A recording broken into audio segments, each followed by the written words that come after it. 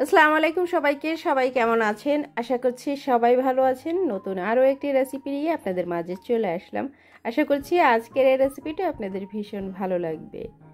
নাস্তার আইটেম কে না খেতে পছন্দ করে, আর এরকম ভিন্ন ভিন্ন আইটেমের নাস্তা হলে তো কোনো কথাই নেই। ভীষণ টেস্টি, আর এই রেসিপিটি একদম সহজভাবে করার চেষ্টা করেছি। আপনারা ইজিলিভাবে এই রেসিপিটি করে খেতে পারবেন, অথবা ফ্রোজেন করেও রেখে দিতে পারবেন। প্রায় 1 মাসের মতো, কিছুই হবে না। বাচ্চাদের টিফিনেও দিতে পারেন। সরাসরি রেসিপিতে চলে যাব।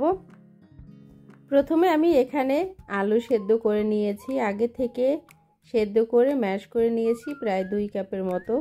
এখানে মাঝারি সাইজের 5টি আলু দিয়েছি আমি, আর দিয়েছি 1.5 কাপ মুরগির বুকের মাংস সেদ্ধ করে নিয়েছি সেটা।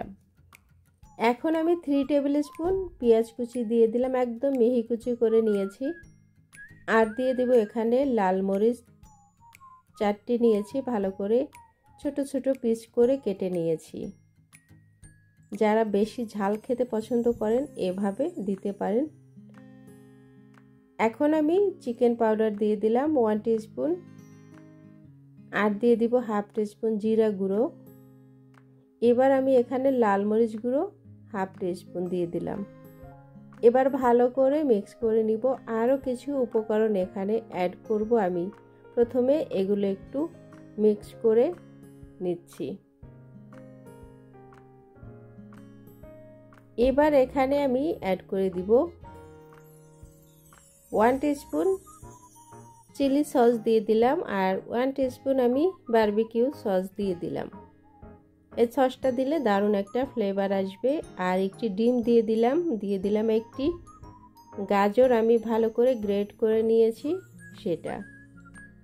এবার কিন্তু সব ধরনের উপকরণ দেওয়া হয়ে গিয়েছে।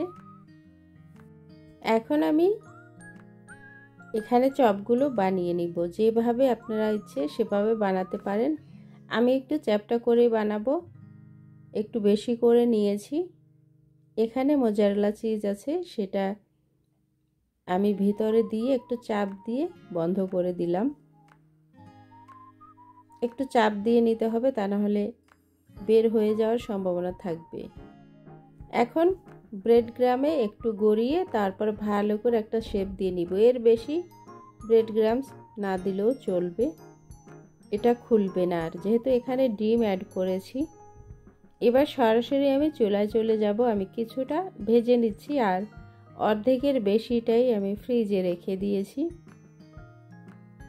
পরিমাণ মতো অয়েল দিয়ে দিলাম। এবার ভেজে নিচ্ছি।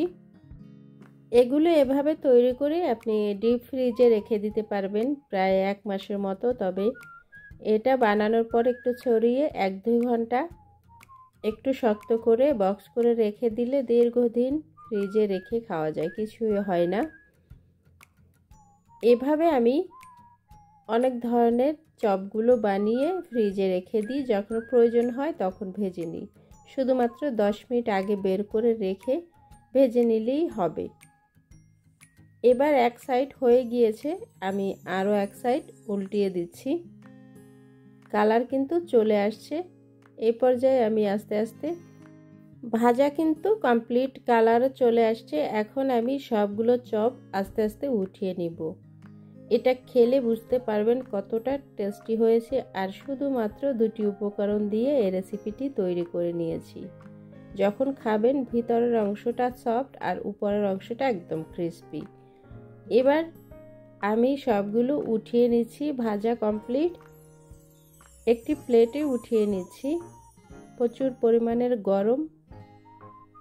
সবগুলো উঠিয়ে ভিতরের অংশটা কেমন হয়েছে সেটা আপনাদের সাথে শেয়ার করছি।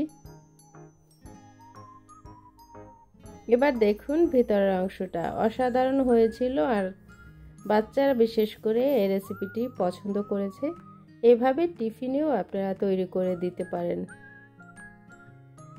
চায়ের সাথে তো দারুণ লাগবে। একদম ইউনিক একটি রেসিপি। আশা করছি ভালো লাগবে, এভাবে ট্রাই করতে পারেন। আজকের মতো বিদায় নিব। আবার নতুন কোনো রেসিপি নিয়ে আপনাদের মাঝে চলে আসব। সে পর্যন্ত সবাই ভালো থাকবেন, সুস্থ থাকবেন, নিরাপদে থাকবেন, আর আমার চ্যানেলের সাথেই থাকবেন। আল্লাহ হাফেজ।